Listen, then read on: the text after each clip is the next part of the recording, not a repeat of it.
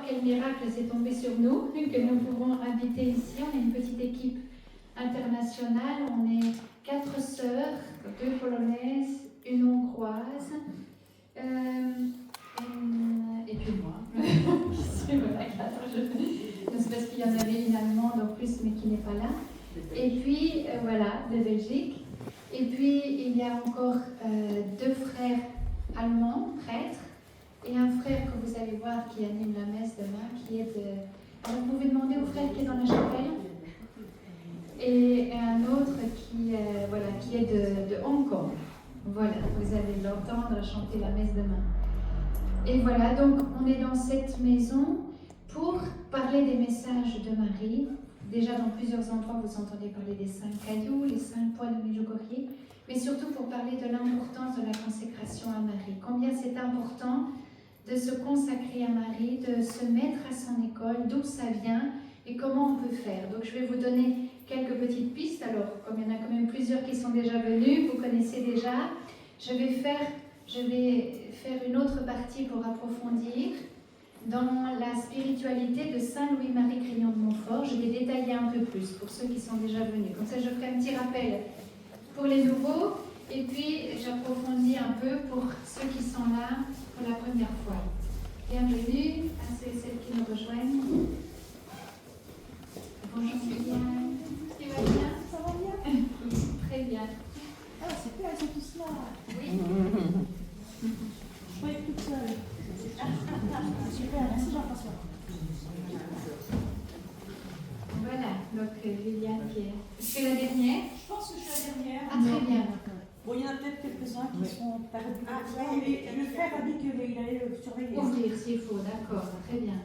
Est-ce que vous pouvez fermer la porte? Parce qu'on a une petite chatte qui va se promener, alors elle est très sympathique, mais elle va sans doute un peu nous distraire. Voilà. Donc, je vais commencer, donc, vous pouvez rester assis, on va juste prier un réjouis-toi. Vous avez vu qu'aujourd'hui, comme nous sommes samedi saint, la journée du grand silence, la journée où il y a une personne qui n'a jamais perdu la foi, qui a veillé, et cette petite lumière, cette petite flamme nous rappelle que Marie a veillé, elle était là au pied de la croix, et elle n'a jamais perdu la foi ni l'espérance en la résurrection que nous fêterons demain. Alors Vierge Marie, en cet après-midi, nous voulons nous confier à toi de manière toute spéciale. Nous voulons te confier nos manques de foi, nos manques d'espérance pour notre vie, pour les situations difficiles, pour l'avenir. Nous voulons te demander cette grâce vraiment de vivre toutes choses, même les moments difficiles, de tout vivre avec toi. Nous te confions toutes les personnes qui nous ont demandé la prière, tous ceux et celles qui nous font du souci, tous ceux et celles que nous portons dans notre cœur, tous ceux et celles que nous aimons et ceux et celles que nous n'arrivons pas à aimer.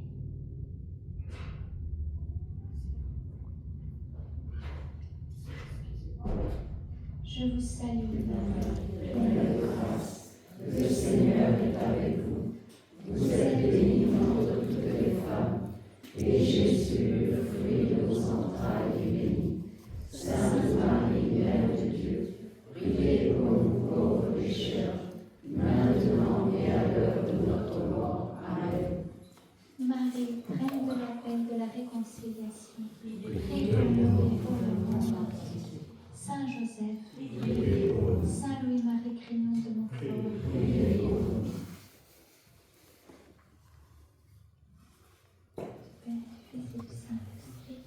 Amen.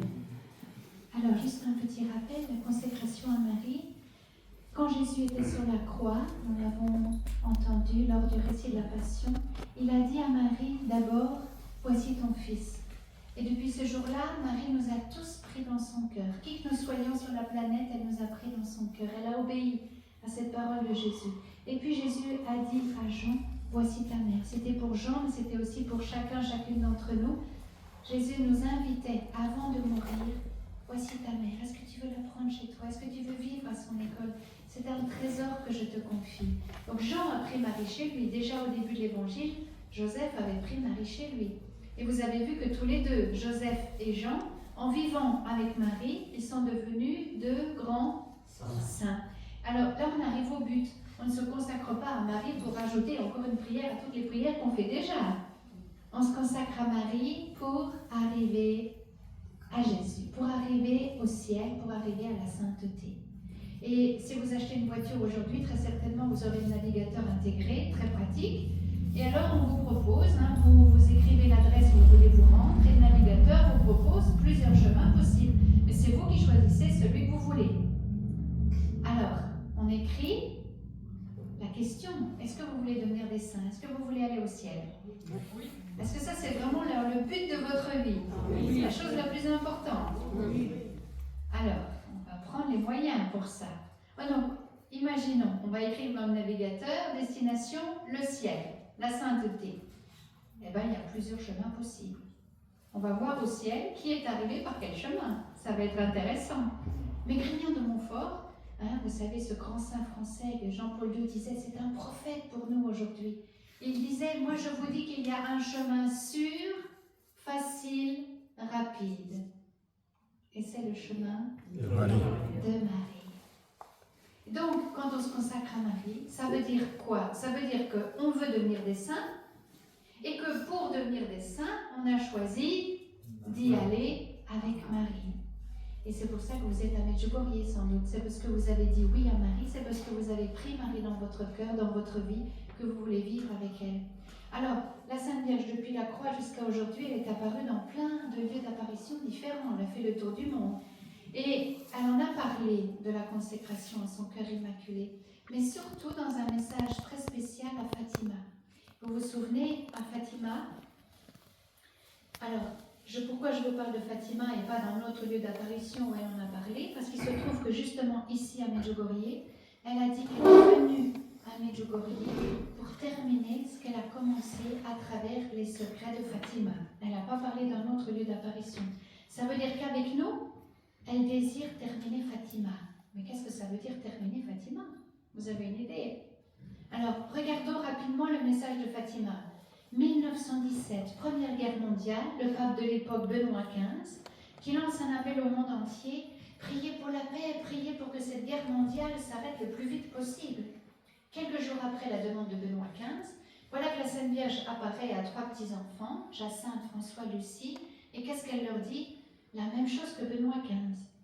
Priez le chapelet tous les jours, priez pour la paix, priez pour que cette guerre s'arrête le plus vite possible. Vous avez sans doute été sur la colline des apparitions, ici derrière. Oui. Vous vous souvenez le premier message, priez pour la paix. Le même message que Fatima, priez pour la paix. Et alors la Sainte Vierge explique ici, priez pour la paix d'abord dans votre cœur.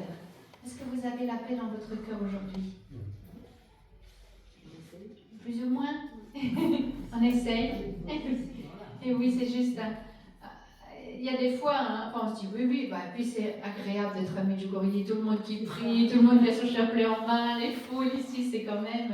Puis quand on rentre à la maison, des fois, on a tout ce qu'il faut pour faire la paix, les contrariétés. Alors, vous pouvez vous poser la question, est-ce que j'ai la paix aujourd'hui dans mon cœur? Est-ce qu'il y a quelque chose qui m'empêche d'avoir la paix? Et parfois, c'est des peurs, des angoisses pour demain, c'est un souci pour un enfant, pour... un frère, une sœur, un parent. Des fois, c'est une maladie. Il y a souvent quelque chose qui je sais, c'est à cause de ça que je n'ai pas la paix aujourd'hui dans mon cœur. Et alors, vous êtes au bon endroit. On est chez la reine de la paix et de la réconciliation. Donc, s'il y a quelque chose qui vous empêche d'avoir la paix, parce que Medjugorje, c'est toute la spiritualité de la paix du cœur, vous êtes au bon endroit. Confiez ça à la reine de la paix. Qu'elle vous donne cette paix profonde. Comme dans un grand océan, même s'il y a des vagues et que c'est agité, qu'il peut y avoir une tempête à la surface, mais dans le fond, tout est calme. Alors que ça soit comme ça dans notre cœur, que tout est calme, tout est... Parce que là où on est avec Jésus, on est avec Marie, on est au calme. Et choses qui nous troublent. Mais bon, ça ne dure pas longtemps si on a cette paix profonde à l'intérieur de nous, qu'on peut avoir seulement en Jésus et en Marie. Donc, si quelque chose vous empêche d'avoir la paix, confiez-le à la Vierge Marie. Elle dit, priez pour la paix d'abord dans votre cœur, puis priez pour la paix dans votre famille. Est-ce que vous avez la paix dans votre famille? Pas toujours facile, hein? Alors, vous pouvez dire, qu'est-ce que je peux faire, moi, chacun personnellement, pour qu'il y ait un peu plus de paix dans ma famille? Vous voyez, peut-être prier pour telle ou telle personne. Appeler quelqu'un, peut-être, téléphoner à quelqu'un, demander qu'est-ce que je peux faire pour qu'il y ait un peu plus de paix dans ma famille. Ensuite, elle dit, priez pour la paix dans votre paroisse. Vous avez la paix dans votre paroisse? C'est terrible, hein? On n'est déjà pas nombreux et on arrive encore à se chamailler dans nos paroisses. On est terrible, hein? C'est le malin aussi, hein, qui veut toujours nous diviser, qui veut toujours nous mettre les uns contre les autres. Qu'est-ce que je peux faire pour qu'il y ait un peu plus de paix dans ma paroisse? Être vraiment en service. Ne pas tomber dans les rivalités, dans les jalousies, dans les comparaisons, mais être artisan de paix dans ma paroisse. Comment je peux soutenir mon prêtre de paroisse? Hein, vous voyez? Priez pour la paix dans votre paroisse. Et la Sainte Vierge dit, et alors il y aura la paix dans le monde. Vous voyez? Et nous, très souvent, venez ici, hein, vous aurez des meilleurs, plus confortables. Et nous, très souvent, qu'est-ce qu'on fait? On fait l'inverse. Hein. On commence à prier pour la paix au Moyen-Orient, pour la paix en Ukraine, et Dieu sait pour le faire. Mais éventuellement, à un moment donné, je me pose la question, mais au fait, est-ce que j'ai la paix dans mon cœur? Et vous avez vu, la Sainte Vierge, elle a tout renversé. Elle a dit, priez pour la paix d'abord dans votre cœur, la paix dans votre famille, la paix dans votre paroisse. Et alors, il y aura la paix dans le monde. Donc, vous voyez, c'est important. Hein? Pendant cette retraite, ce pèlerinage que vous vivez, pensez que ce n'est pas de l'orgueil, ce n'est pas de l'égoïsme, vous devez prendre soin de vous. C'est un temps pour vous, pour prendre soin de votre cœur, hein, pour prendre soin de votre âme. C'est un temps pour recharger les batteries qui va faire que vous serez mieux. Parce que si vous êtes plus heureux, si vous êtes plus en paix, quand vous allez repartir chez vous, ben vous serez capable de donner autour de vous. Mais si vous avez toujours les intentions des autres, le poids comme un fardeau, etc., vous essayez tant bien que mal de les laisser ici, puis vous repartez, mais vous allez repartir aussi épuisé que vous êtes arrivé. Et vous voyez, n'ayez pas peur de, pendant un pèlerinage, de prendre soin de vous. Prendre vraiment ce qui vous fait du bien, pour recharger votre âme, votre cœur. Donc la première demande de Fatima qu'on retrouve ici, priez pour la paix. Ensuite elle dit, deuxième demande de Fatima, priez pour la conversion des pécheurs. On connaît ça, vous connaissez Lourdes. Pénitence, pénitence, priez pour les pécheurs. Elle l'a fait dans d'autres lieux d'apparition. Mais ici, elle précise, priez pour ceux et celles qui n'ont pas encore fait l'expérience de l'amour de Dieu. Vous voyez combien de personnes autour de nous, nos proches, hein, font le mal, mais est-ce qu'ils ont déjà rencontré Dieu personnellement? Probablement que non. C'est quand on rencontre Dieu personnellement, son amour, qu'on a envie de répondre à cet amour, qu'on n'a plus envie de faire le mal, et qu'on a envie de se convertir. Comme vous voyez, peut-être une des plus belles prières hein, pour vos enfants, pour vos proches, pour qu'ils fassent l'expérience de Dieu, qu'ils rencontrent l'amour de Dieu personnellement. C'est ça qui va changer leur vie. Donc, priez pour ceux et celles qui n'ont pas encore connu l'amour de Dieu. Priez pour les pécheurs. Ensuite, la Sainte Vierge a donné à Fatima les 3 secrets. Nous les connaissons maintenant depuis l'an 2000, tous les 3, grâce à Jean-Paul II. Un petit rappel, et vous verrez qu'on les retrouve ici.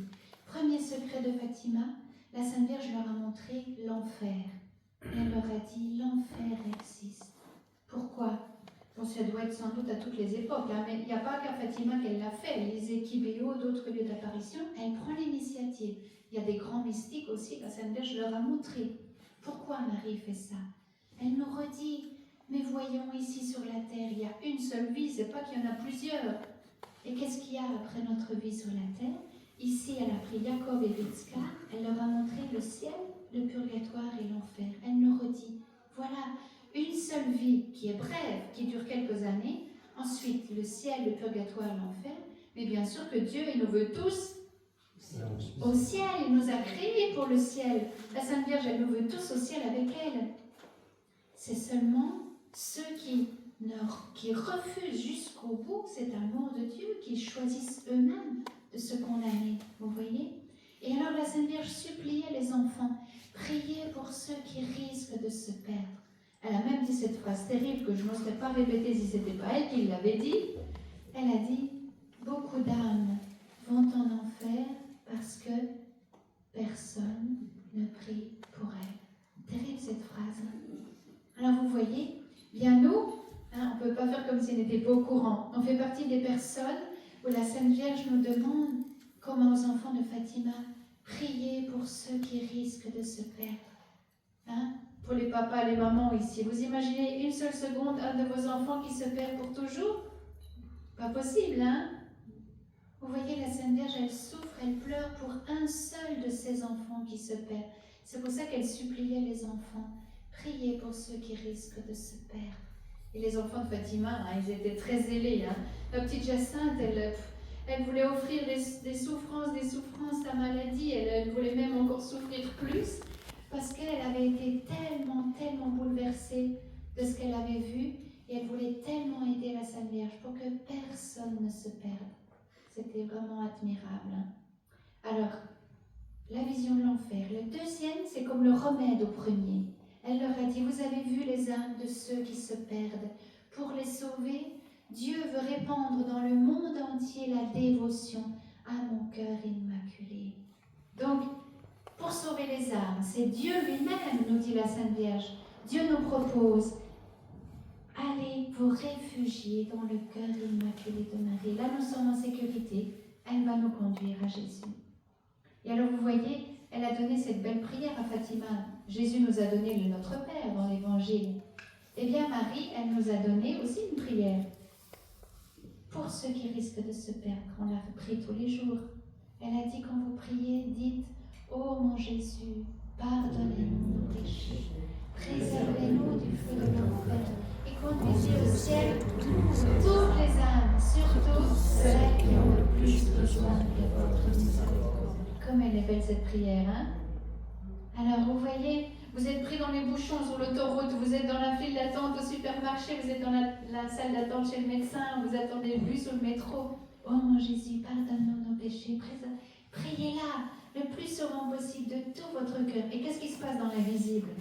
Une personne qui est vraiment en danger de se perdre, qui risque vraiment de se perdre, elle va recevoir une grâce parce que vous avez prié là dans votre bouchon ou dans le supermarché. Vous voyez, la Sainte Vierge, chaque fois qu'on donne une prière, un sacrifice, une souffrance, elle accueille tout ça et elle utilise toutes ces prières, tout ce qu'on lui donne pour distribuer ses grâces dans le monde à qui on a le plus besoin. Donc vous verrez au ciel les personnes qui vont vous remercier. Bon, merci, mais pourquoi on ne se connaît pas?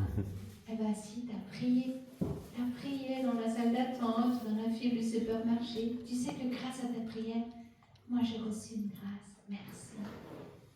Vous voyez, ça c'est la puissance de la prière, les miracles que font la prière. Donc, on a vu les deux premiers secrets, l'enfer existe, l'importance de la consécration à Marie, qu'elle le redit ici, consacrez-vous à Jésus, consacrez-vous à mon cœur immaculé. Et le troisième, qu'est-ce que c'était? C'était une vision pour le futur. La Sainte Vierge, les enfants ont raconté qu'est-ce que la Sainte Vierge leur a montré. On a vu une haute montagne, il y avait une croix au sommet. Les fidèles montaient cette montagne, mais pendant qu'ils montaient, ils étaient attaqués, persécutés, beaucoup étaient tués. Benoît XVI a expliqué ce secret en disant c'était la vision prophétique des grandes persécutions que l'Église devrait traverser au cours du XXe siècle, et on le voit encore maintenant. Vous le savez bien, vous êtes sur le terrain, les églises se vident, les églises se ferment, beaucoup, la foi se perd. Vous avez sans doute beaucoup autour de vous qui... combien de gens me disent, ma sœur, mes enfants ne vont plus à la messe, mes petits-enfants ne sont plus baptisés. on vit un temps d'apostasie, où la foi se perd. Vous vous souvenez qu'est-ce que Jésus a dit? Quand le Fils de l'homme viendra, trouvera-t-il encore la foi sur la terre? Ça fait peur, hein, cette phrase. Et on se dit, mince, mais la foi se perd. La foi se perd, mais ne nous inquiétons pas. Le Seigneur a bien dit que personne ne pourra jamais détruire son Église. Et vous voyez que c'était déjà comme ça pour le petit reste d'Israël. Hein? Beaucoup se sont tournés vers les idoles, ils ont abandonné. Mais il y avait toujours un petit reste qui restait fidèle. Vous voyez? Donc à partir du petit reste que nous sommes, hein, bon, quand on voit la foule qu'il y a au programme du soir, ici c'est aussi plutôt encourageant, on se sent moins seul. Hein? Alors, voilà, on est quand même, si on prend tous les chrétiens fidèles à travers le monde, ce petit reste qui tient bon, la Sainte Vierge a montré, voilà, cette montagne, moment difficile, de persécution, de tempête, mais elle a dit, à la fin, après ce moment difficile, à la fin, mon cœur immaculé triomphera. Vous y croyez, hein? Oui. Il se trouve qu'ici à Medjugorje, elle a dit à Myriana la même chose. Elle lui a donc dit, je viens terminer Fatima ici, et elle a répété, mon cœur triomphera. Et elle a ajouté ensuite, avec les bras étendus, j'ai besoin de vous. Je vais triompher à travers vous. Voilà. C'est pour ça que je vous disais, on ne peut pas faire comme si on n'était pas au courant. Hein. On aurait pu vivre il y a 200 ans, ou encore avant, ou bien à l'époque de Fatima. Il se trouve que vous et moi, nous vivons à l'époque de Medjugorje. Et on sait qu'aujourd'hui, en 2024, la Sainte Vierge compte sur nous. Alors vous pouvez vous lever le matin, essayer d'y penser, de dire, un beau signe de croix pour offrir notre journée. Aujourd'hui, la Sainte Vierge a besoin de moi. Bon, je vais essayer d'offrir quelque chose, un petit quelque chose, non? On sait bien, hein, la prière, tous les petits actes d'amour, toutes les petites choses comme la petite Thérèse qui faisait tout par amour, les moindres petites choses de la journée. Si on a des contrariétés, si on a les croix qui arrivent, on l'offre à Marie. Et tout ça, elle va l'utiliser pour sauver les âmes, et pour que le triomphe de son cœur arrive au plus vite. Ça nous donne un peu du courage pour affronter nos journées, non? On peut tout offrir, tout ce qu'on vit, tout peut être utilisé. Alors, on a donc vu les 3 secrets de Fatima. Si vous voulez même aussi approfondir cette question, vous savez qu'il y avait aussi les fameuses apparitions à Akita, au Japon. Et Benoît XVI l'a très vite reconnu, ces lieux d'apparition. Et il a même dit, Akita, c'est le 3e secret de Fatima. Donc vous voyez, les messages de Fatima étaient vraiment aussi convertissez-vous, parce que sinon ça va mal finir. Hein. Avant que le triomphe arrive, vraiment, c'est maintenant le temps de grâce, le temps de la miséricorde, où il faut revenir à Dieu de tout notre cœur et prier pour que toutes les âmes soient sauvées. On le voit bien, on le sent qu'on vit dans un moment historique aussi. Quand on regarde les nouvelles, on entend des bruits de guerre, l'apostasie, des choses qui pourraient peut-être nous faire peur. Mais en réalité, voilà, on est dans un moment de combat très fort entre le bien et le mal. Mais on est sûr que devant nous, la Sainte Vierge ne dit pas « je viens vous préparer pour la fin du monde », pas du tout.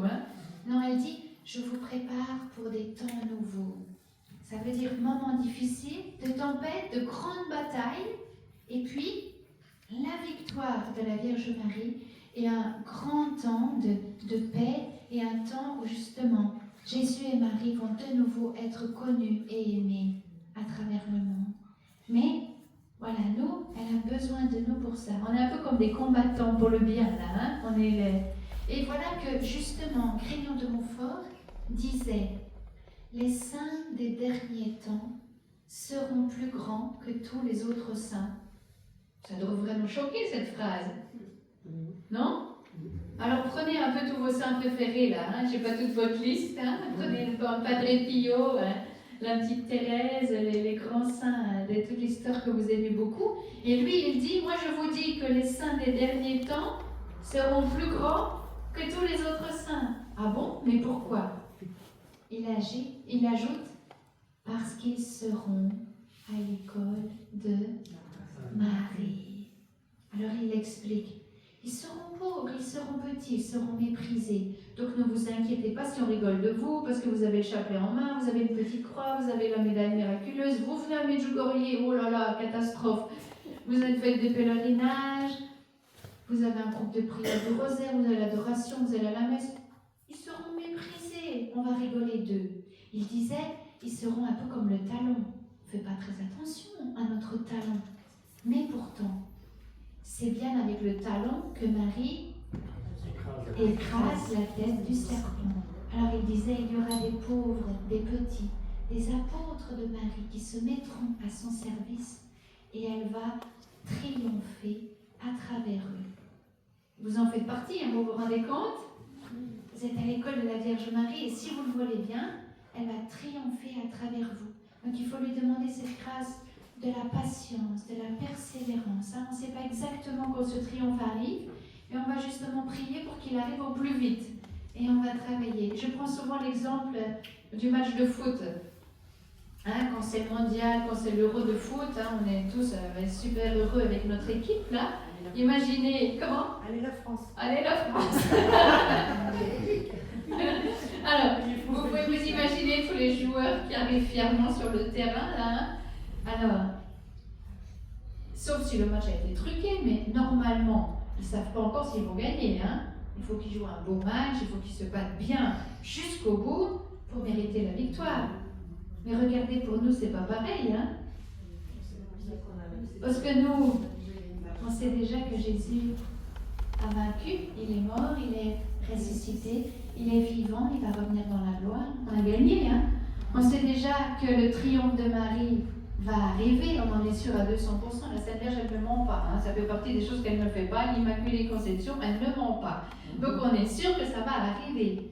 On est dans la bonne équipe. Hein. On est dans l'équipe gagnante. Et on le sait déjà.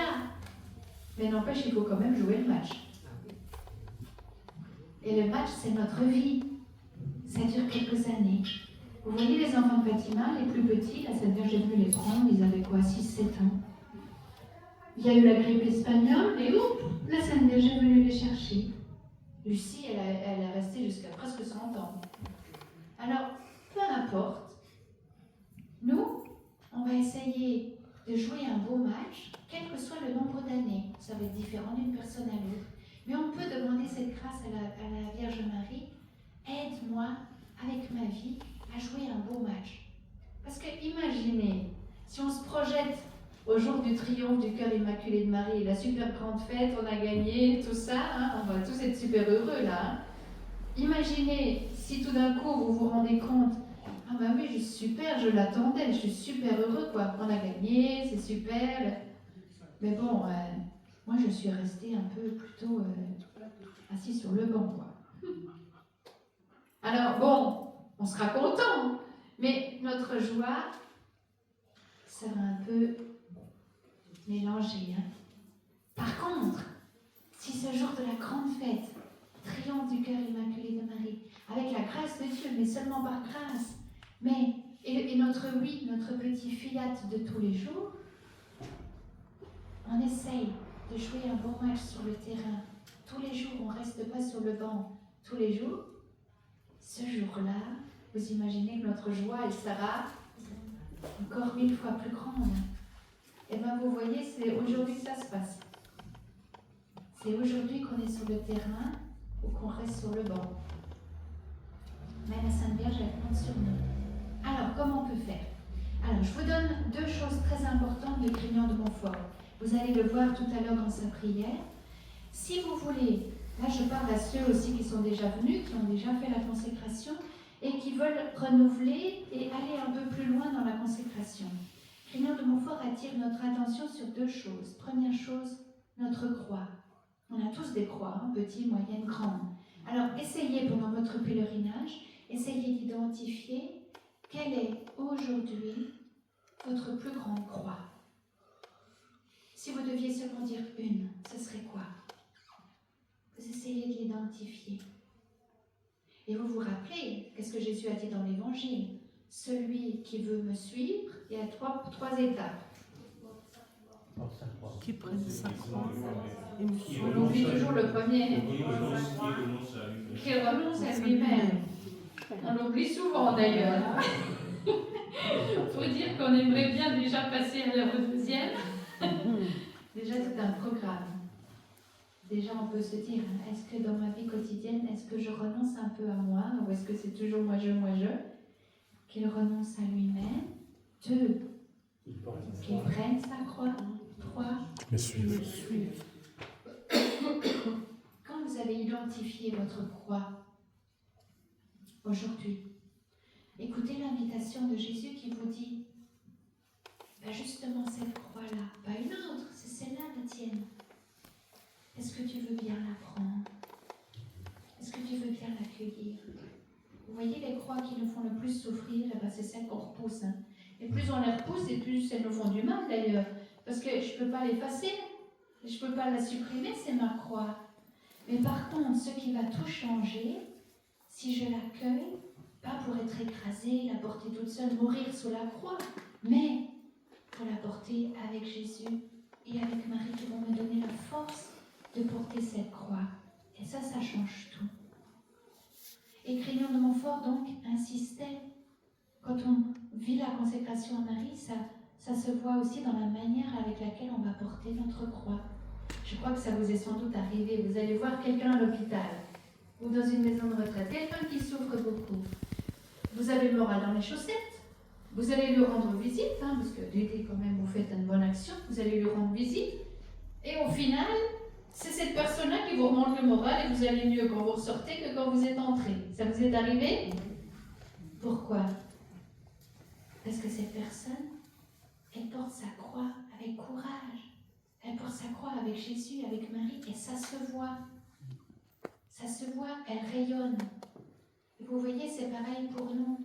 La manière avec laquelle vous allez porter votre croix va montrer comment vous portez votre croix avec Marie, avec Jésus, avec courage, parce qu'ils sont là avec vous pour la porter.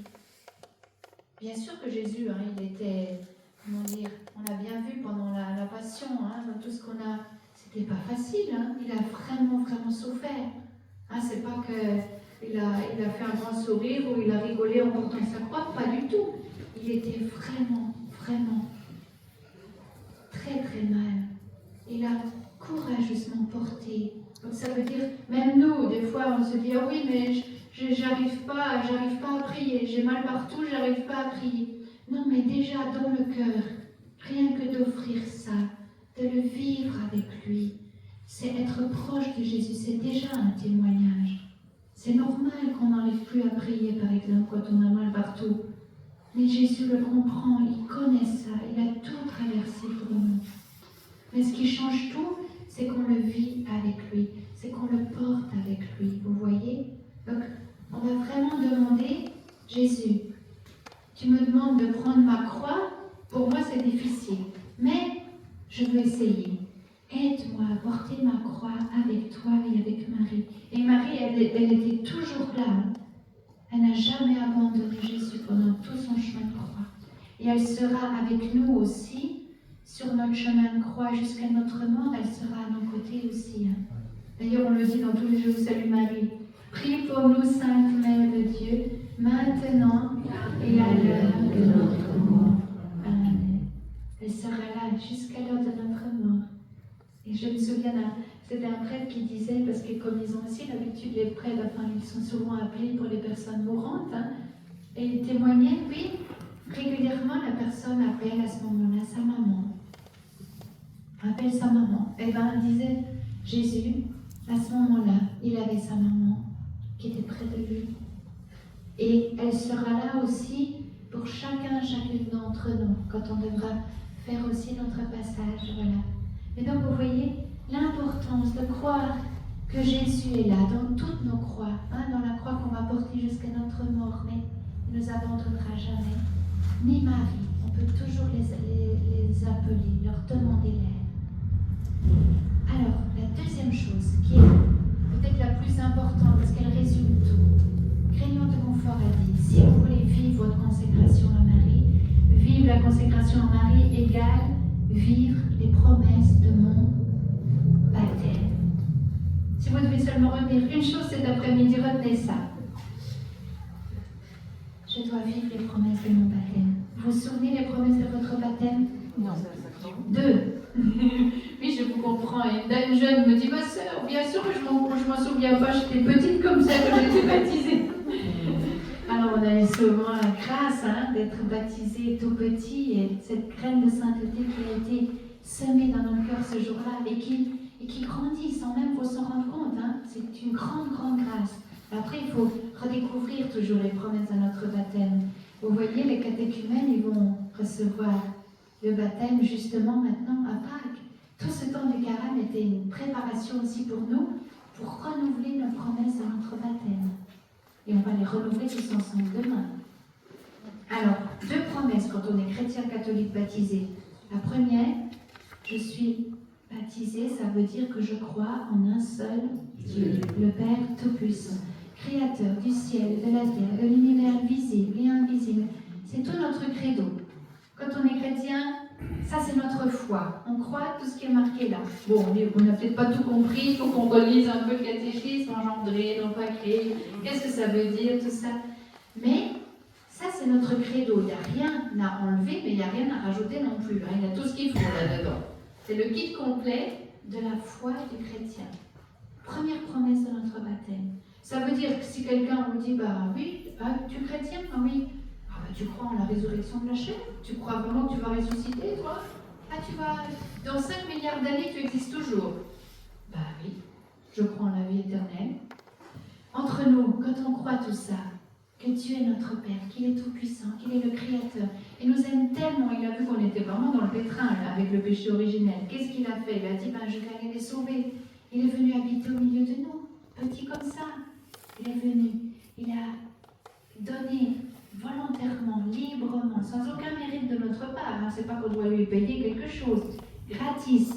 Il a monté sur la croix, il a donné sa vie pour lui, pour nous, et il a promis que si on croit en lui, nous aussi, notre corps là, c'est pour ça qu'on le bénit à l'enterrement, notre corps va ressusciter. Ça veut dire que dans 5 milliards d'années, vous et moi, on existe toujours, on existe dans la vie éternelle. Vous auriez pensé à un truc aussi génial? Sauf si on est du mauvais côté. Comment? Sauf si on est du mauvais côté. Ah oui, bah oui, c'est sûr, mais vous n'avez pas envie d'y aller. Bah non. Alors, il n'y a que ceux qui refusent l'amour de Dieu jusqu'au bout qui se condamnent eux-mêmes, grâce à Dieu. Donc, on veut aller au ciel, en tout cas. Destination finale, le ciel. Et notre foi, elle est magnifique. Mais le problème, c'est quoi? C'est qu'on l'oublie.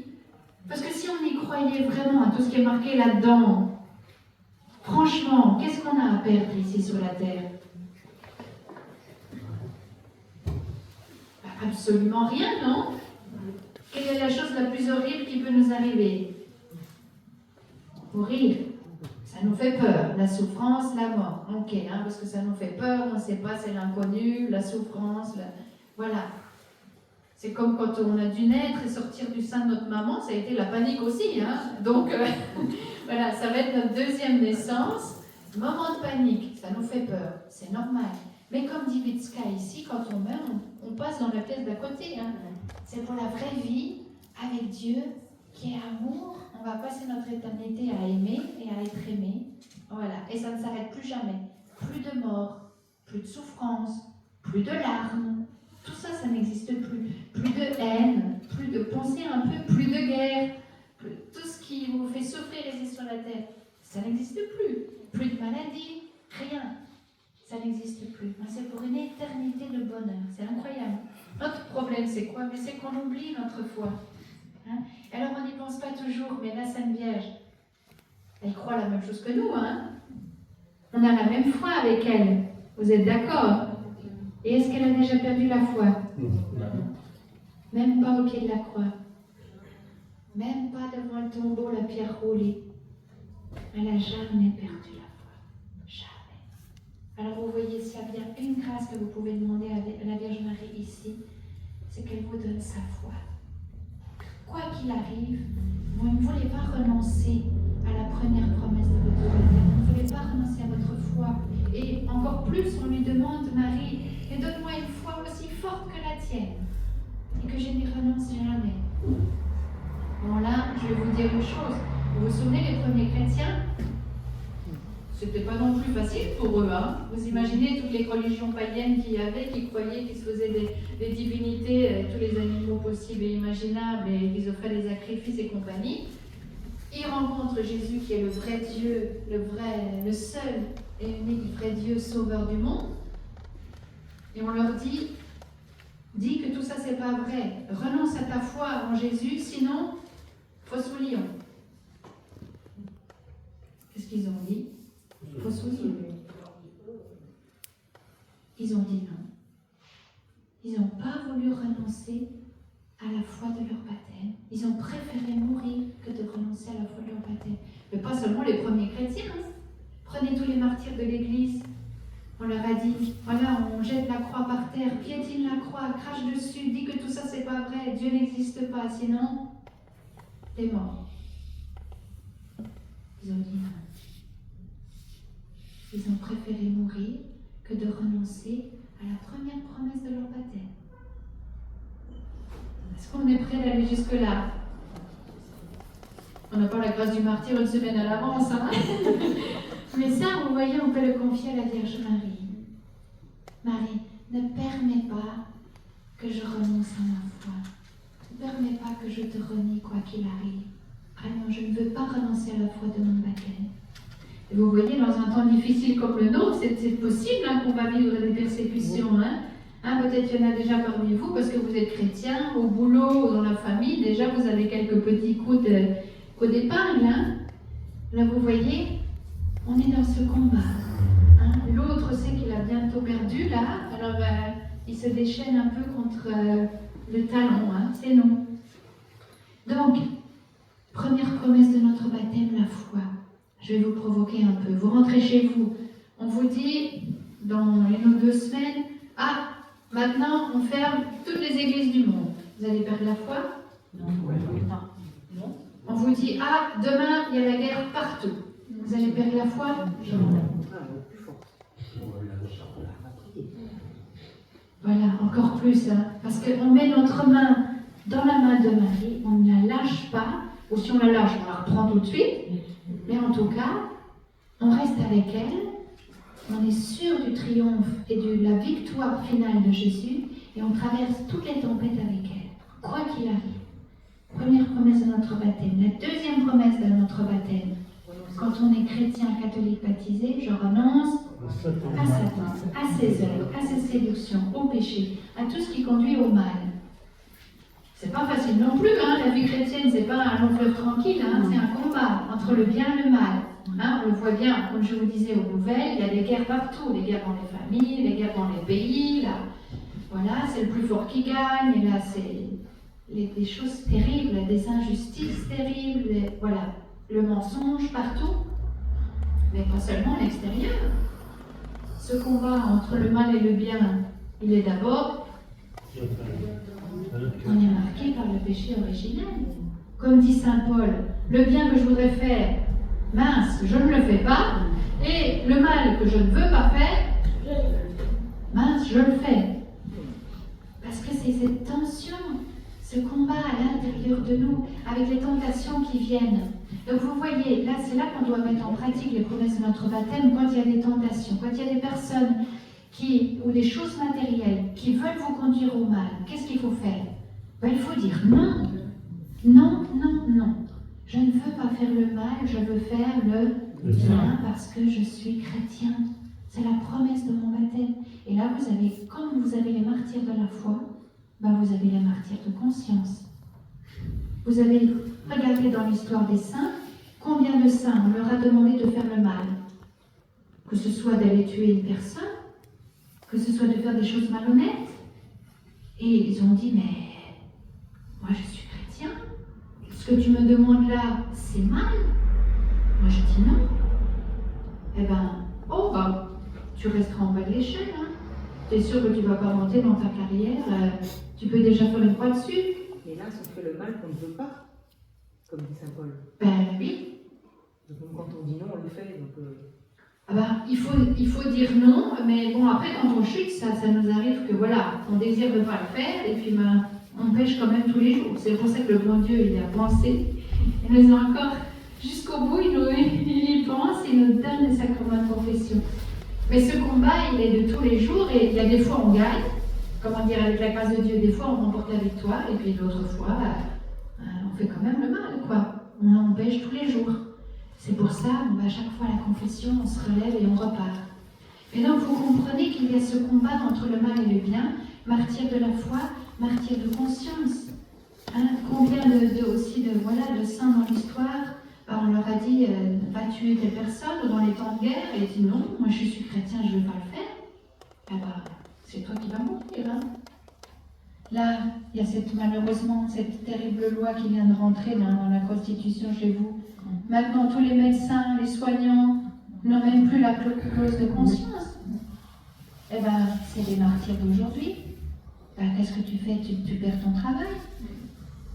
Tu perds ton travail si tu es chrétien. Quand on est poussé à faire des choses qui sont contre le bien, contre la vie humaine créée par Dieu, c'est quelque chose de vraiment terrible. Donc là, vous voyez à quoi ça nous engage, les promesses de notre baptême. C'est un combat de se battre jusqu'au bout. Et c'est pour ça, comme je vous disais, que dans les temps difficiles que nous traversons, il peut y avoir de nouveau des martyrs, aussi bien martyrs de la foi que des martyrs de conscience aujourd'hui. Et tous les saints de l'histoire de l'Église, mais prenez-les tous, c'était pas des superman et des superwoman, c'était des gens comme vous et moi. Mais qu'est-ce qu'ils ont fait? Eh bien, ils ont vécu les promesses de leur baptême jusqu'au bout. Et c'est pour ça qu'ils sont canonisés. Alors on comprend mieux maintenant quand Grignon de Montfort dit vivre la consécration à Marie égale vivre les promesses de notre baptême.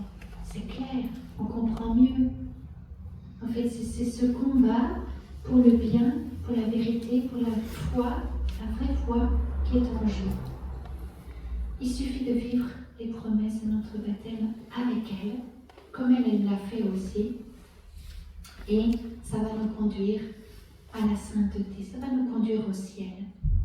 Et vous voyez, même dans les temps difficiles, c'est là qu'il y a aussi les héros, les saints qui se lèvent. Vous voyez, un Maximilien Kolb, une Edith Stein, est-ce qu'on les aurait connus sur la Seconde Guerre mondiale? Pas sûr, hein? C'est aussi dans les moments de grande bataille que autant il y a le pire, mais aussi le meilleur qui peut sortir. Et c'est pour ça que chacune d'entre nous, on est appelé à vraiment témoigner de notre foi là où nous vivons, à être, comme disait la Sainte Vierge dans son dernier message, à être des témoins de la lumière, de l'amour, de la paix. Alors, je vous donnerai juste la première étape, pour ne pas être trop longue, la première étape de Grignon de Montfort. Vous savez qu'il allait dans les paroisses pour préparer les gens pendant 1 mois. Vous n'avez pas 1 mois devant vous, vous avez quelques jours de pèlerinage, mais vous pouvez faire cette préparation en concentré. Alors, qu'est-ce que c'est cette première semaine, les 12 premiers jours de cette préparation? Il faisait d'abord 12 jours pour se vider de l'esprit du monde. Ça veut dire quoi? Ça veut dire, je vous propose pendant votre pèlerinage, vous allez faire un petit peu de ménage. Vous allez faire une relecture de votre vie. Qui vous êtes? Qui sont vos grands-parents? Qui sont vos parents? Où est-ce que vous êtes nés? Qui sont vos frères et sœurs, votre famille, votre origine? Qui êtes-vous? Et si vous êtes ici à Medjugorje, c'est pas seulement parce que vous êtes meilleur. Si vous êtes ici à Medjugorje aujourd'hui, c'est parce qu'avant vous, il y a des autres personnes qui ont fait que vous êtes là aujourd'hui. Alors, remerciez Dieu pour tout ce que vous avez reçu. Tout ce que vous avez reçu de beau de vos grands-parents, de vos parents, de tous ceux qui vous ont accueillis dans la vie. Pensez à toutes les personnes qui vous ont donné beaucoup d'amour, qui ont été comme des lumières sur votre chemin, des personnes sur qui vous avez dit, sur lui, sur elle, je peux toujours compter, les vrais amis, les personnes qui vous ont rapprochés de Dieu, comme Comment est-ce que vous avez connu Dieu? Est-ce que vous avez un jour fait l'expérience de Dieu? Faites mémoire des plus beaux moments de votre vie, des moments aussi de grande paix, de grande consolation, des moments où vous avez senti que Dieu était avec vous. Parfois, il y a des gens qui disent « Ah ben oui, moi j'ai déjà risqué de mourir 2-3 fois dans ma vie. » Et vraiment, là, c'est Dieu qui m'a protégée. C'est la Vierge Marie qui m'a protégée. Sans ça, je ne serais plus là. Il y a des moments comme ça où on a des signes où Dieu est présent dans notre vie. Et remerciez-le pour ça. Où il vous a gardé, vous a protégé jusqu'à aujourd'hui. Vous vous souvenez du jour de votre mariage, quand vous avez eu vos enfants, les plus beaux jours de joie, de bonheur de votre vie, les plus beaux moments de votre vie. Tout ça, c'est gratis. Tout ça, c'était donné par Dieu. Ensuite, c'est sûr que si on fait une relecture de notre vie, et malheureusement, on a cette fâcheuse tendance qu'on voit surtout ça en premier, on a traversé des moments difficiles. On a traversé des tempêtes. Peut-être parmi vous, il y en a qui ont eu des vrais traumatismes aussi. C'est vrai. J'allais dire félicitations, vous êtes là aujourd'hui. Vous êtes debout. Vous êtes vivant, vous avez traversé ça. Et sans doute vous êtes plus fort aujourd'hui qu'hier. Et sans doute que le Seigneur va pouvoir tirer un bien, même de ce que vous avez vécu de difficile. Mais par rapport à ces événements douloureux qu'on a passés dans notre vie, c'est important de se poser la question si on est en paix. Parce que vous voyez, quand on fait une relecture de notre vie, on va regarder 3 réconciliations. La réconciliation avec nous-mêmes, la réconciliation avec les autres et la réconciliation avec Dieu. Ça, c'est important. Alors, je me souviens d'un monsieur qui est venu à Medjugorje et il me racontait, il avait à peu près 70 ans, il me racontait quelque chose qui lui était arrivé. Quelqu'un lui avait fait du mal quand il avait 10 ans. Donc, 60 ans en arrière, il pleurait encore. C'était resté là. Donc, quand je vous disais, est-ce que vous avez la paix dans votre cœur? En l'occurrence, lui n'avait pas la paix dans son cœur. Mais c'était ça. C'était ce qui lui était arrivé quand il avait 10 ans. Et il n'était pas en paix par rapport à ça.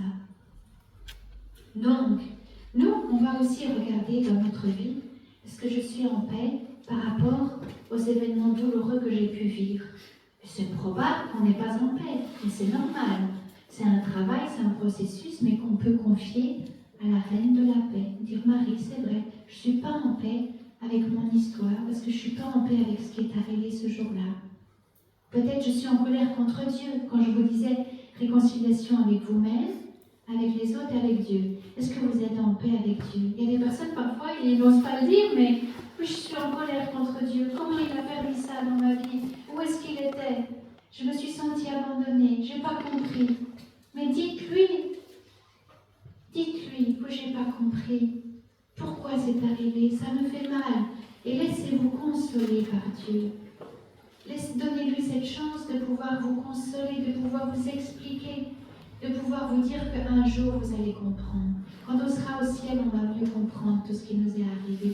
Pourquoi? On n'a pas toutes les réponses ici. On verra mieux de l'autre côté.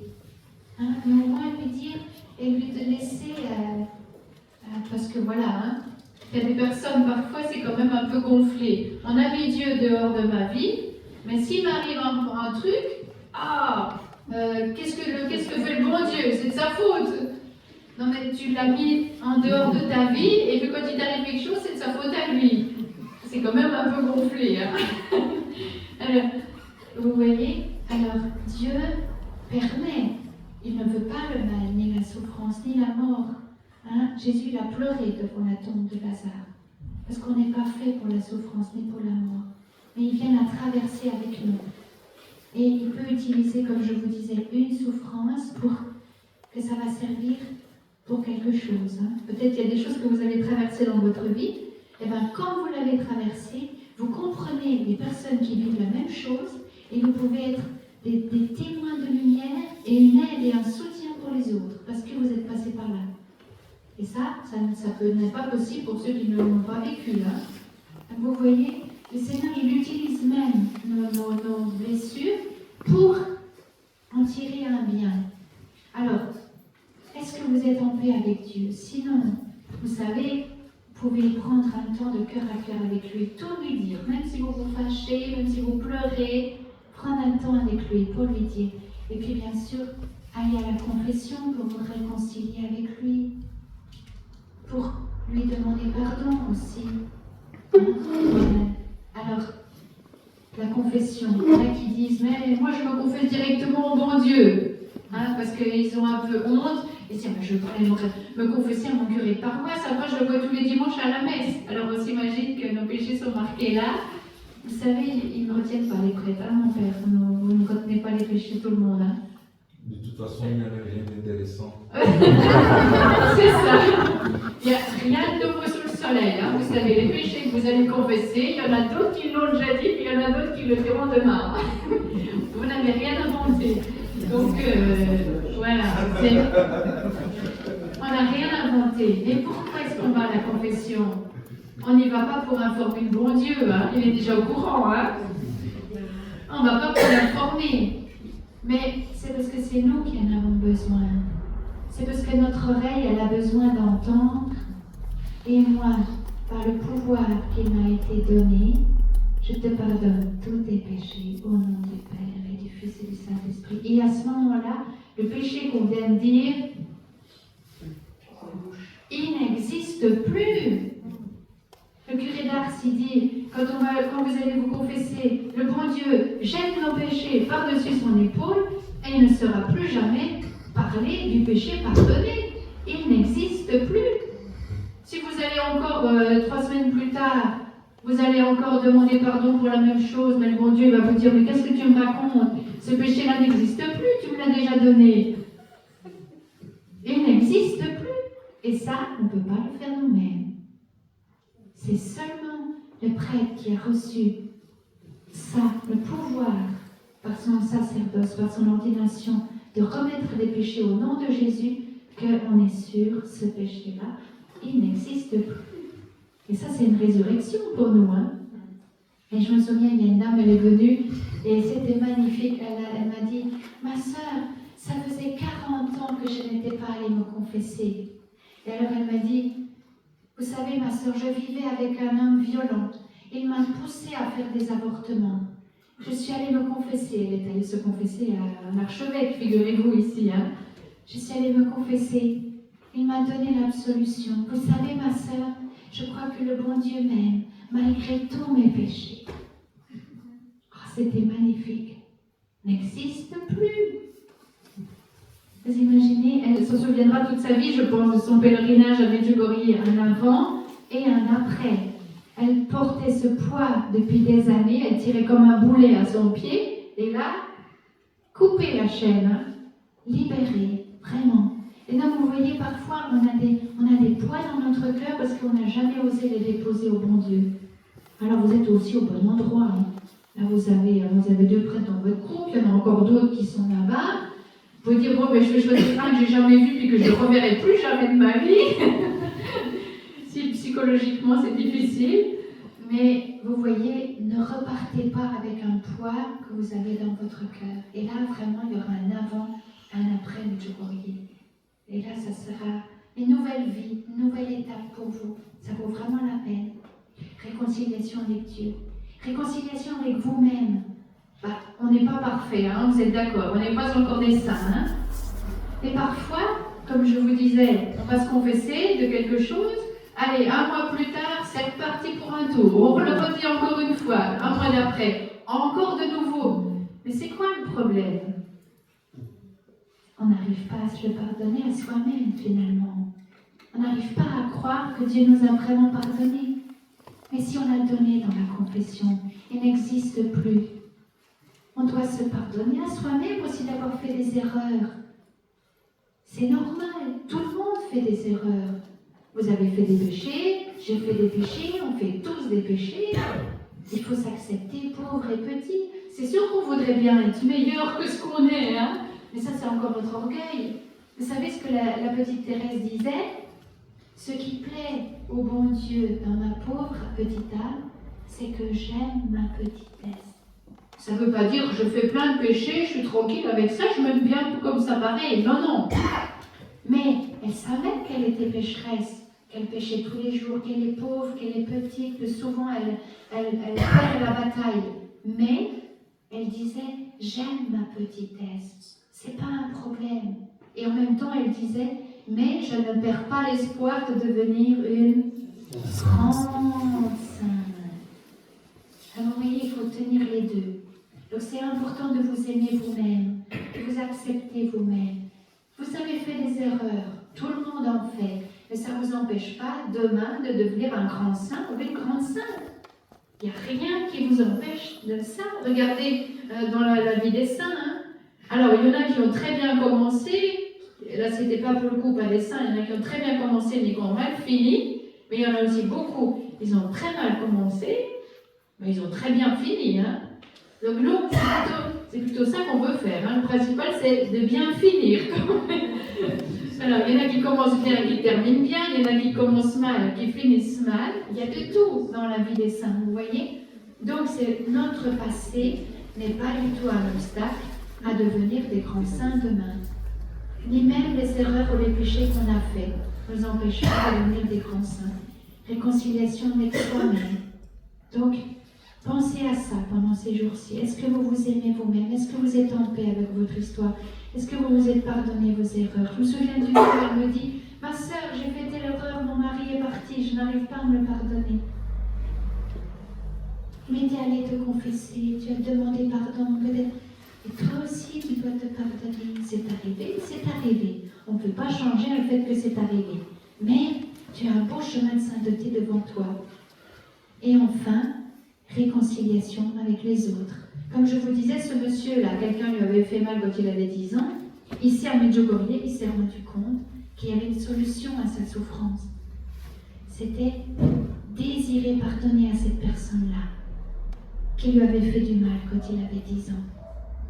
Alors je vous propose ce soir, avant de vous endormir, hein, posez-vous la question. Est-ce que j'en veux encore à quelqu'un? Est-ce que j'en veux encore à quelqu'un dans ma vie? Et s'il y a quelqu'un, pas grave, même peut-être plusieurs personnes, comme je vous disais, vous êtes au bon endroit, règne de la paix et de la réconciliation. Les deux sont très liés. Souvent on n'a pas la paix parce qu'on n'a pas vécu une réconciliation. Et elle est là, elle dit, elle vient ici pour nous aider à nous préparer pour le ciel. Et justement, en nous aidant à vivre une réconciliation ici. C'est pas la peine d'attendre encore. Hein. Alors, pourquoi c'est important aussi de vivre une réconciliation avec les autres? Imaginez, voilà, je me dispute avec un frère ou une sœur dans ma communauté, et puis vraiment j'en ai marre, parce que X fois, toujours la même chose. Au bout d'un moment, elle a la goutte d'eau qui fait déborder le vase, et puis moi je me mets vraiment en colère, et je dis, ah non, cette fois ça suffit. D'ailleurs, je ne pardonnerai jamais. Je me suis fermée là. Ok. Je reprends mes esprits. Je dis, mais est-ce que tu es sûr que tu ne veux jamais pardonner? Parce que si Jésus vient me chercher ce soir, et moi je suis dans cet état-là, ben je vais où? Bon, dans le meilleur des cas, je pense, je me retrouve au purgatoire. Hein, parce que comme je vous disais, quelqu'un qui ne veut pas aller en enfer, il ne va pas y aller. Hein. Je me retrouve au purgatoire, au moins. Voilà, parce que moi, je ne peux pas porter le manque de pardon, la colère, la vengeance, la haine. Tout ça, ça n'a pas sa place au ciel, vous êtes d'accord? Parce que sinon, moi, j'apporterai l'enfer au ciel. Donc, ça ne passe pas la porte. Je dois passer par la salle d'attente. Je me retrouve au purgatoire. Je dois faire mon travail. Alors, l'autre personne, c'est pareil. Hein? Si elle demande un pardon, ni à Dieu, ni à moi, ni à personne, fermée, la personne meurt. Elle se retrouve où? On se retrouve tous les deux au purgatoire, donc vous l'avez bien avancé. Donc vous voyez, parce que parfois on se dit, ah oui, je lui pardonnerai quand il me demandera pardon. Est-ce que Jésus, il a attendu qu'on lui demande pardon pour nous pardonner? Est-ce que la Sainte Vierge, elle a attendu qu'on lui demande pardon? Il a déjà pardonné tout de suite. Oui, c'est sûr que Jésus, il a mis la barre très haut. Hein. Il a même dit, aimez vos ennemis, il ne pouvait pas aller plus haut que ça. Hein. Mais s'il nous le demande, c'est bien parce qu'il veut nous donner la grâce, parce que pour nous, c'est impossible. Hein. Mais il a été jusque-là. Donc, l'autre ne pas faire son travail. Ne vous inquiétez pas. Là, Dieu est miséricorde, mais aussi Dieu est juste. Je veux dire la même chose. La mesure dont vous vous servez pour les autres servira aussi pour vous. Et donc, vous voyez que si je suis miséricordieuse avec mon prochain, je peux aussi compter que le bon Dieu sera très miséricordieux envers moi également. Mais pareil, si on est très dur avec les autres, vous voyez, vous comprenez pourquoi c'est tellement important de nous réconcilier ici sur la terre. C'est pas la peine d'attendre, parce que la Sainte Vierge, elle veut pas qu'on passe par la case d'attente. Hein. La Sainte Vierge, elle veut qu'on aille direct au ciel. C'est pour ça qu'elle nous aide.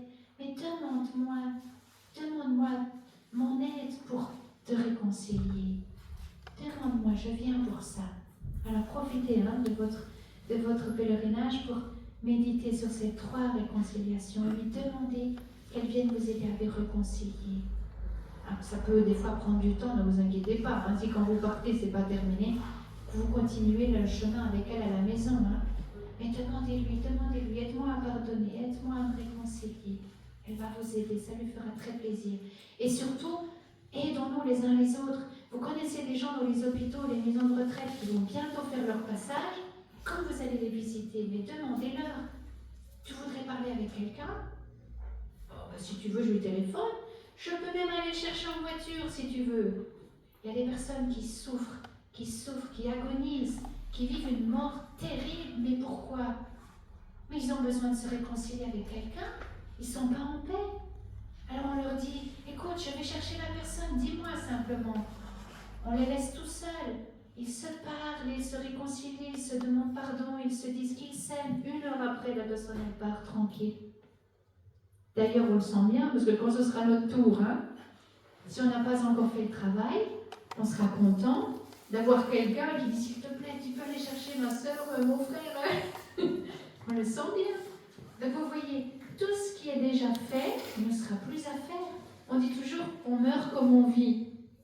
Il y a quelque chose de vrai. Vous voyez, si on a déjà l'habitude de vivre nos réconciliations avec la grâce de Dieu, avec la Vierge Marie, durant notre vie, on se prépare une belle mort, un bon passage. On aura la paix du cœur et on dit, voilà, j'ai pardonné, j'ai demandé pardon, je remets mes dettes, je suis prête, tu peux venir me chercher. Vous voyez, et ça c'est toute la pédagogie de la Sainte Vierge, la paix du cœur, la réconciliation avec nous-mêmes, avec Dieu et avec les autres. Bon, après que l'Union de Montfort fait 1 semaine pour bien se connaître, 1 semaine pour bien aimer Marie, 1 semaine pour bien aimer toujours plus Jésus. Vous pourrez demander à Liliane, c'est une spécialiste.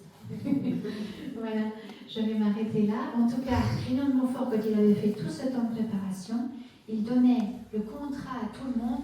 Voilà, tel jour, je me suis consacrée à Marie. Il faisait renouveler ça chaque année. Il disait, portez toujours sur vous un objet béni, une médaille, un chapelet béni, quelque chose qui montre que vous appartenez à la Sainte Vierge. Et elle le redit ici à Medjugorje, toujours porter un objet béni sur vous, c'est une protection.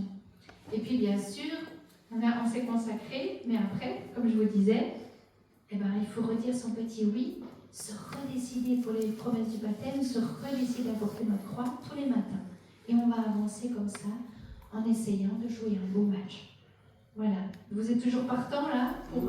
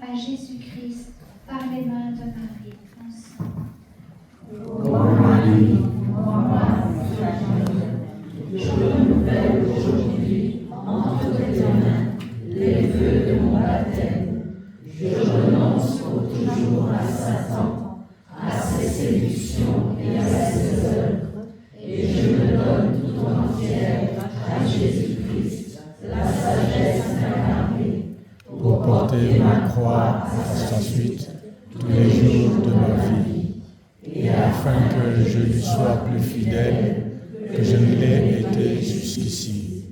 Je te choisis aujourd'hui, ô Marie, en présence de toute la cour céleste, ô ma mère et ma reine. Je te livre et consacre en toute soumission et amour mon corps et mon âme, mes biens intérieurs et extérieurs, et la valeur même de mes organisations, passées, présentes et futures, te laissant un entier et un plein droit de disposer de moi et de tout ce qui m'appartient, sans exception, selon ton bon plaisir, à la plus grande gloire de Dieu, dans les temps de l'éternité. Amen.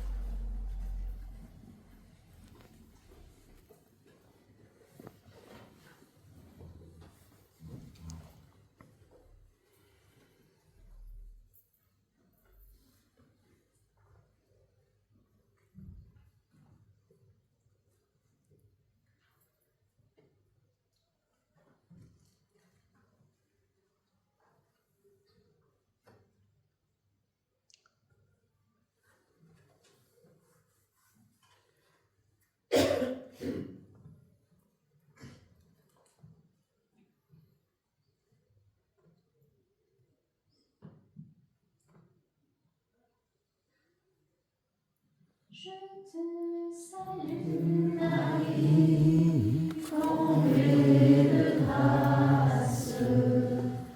Le Seigneur est avec toi. Tu es bénie, Marie, entre toutes les femmes. Et Jésus, le fruit de tes entrailles est béni.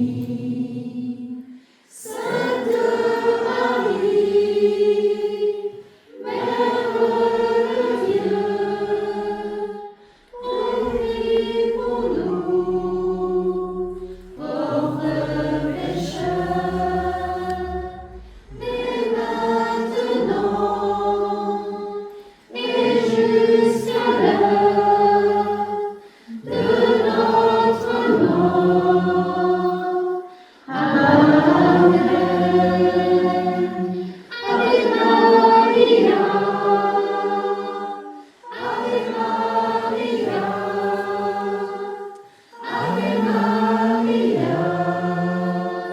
Ave Maria,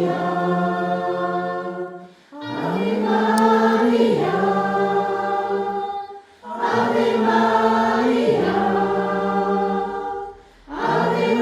Maria, Ave Maria, Ave Maria, Ave Maria.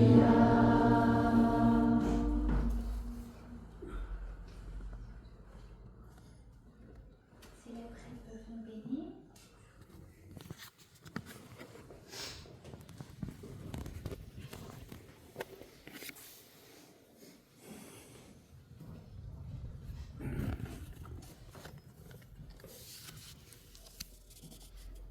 Le Seigneur soit avec vous Et avec votre esprit, et que la bénédiction de Dieu Tout-Puissant, Père et Fils et Saint-Esprit descende sur vous et demeure à jamais. Amen.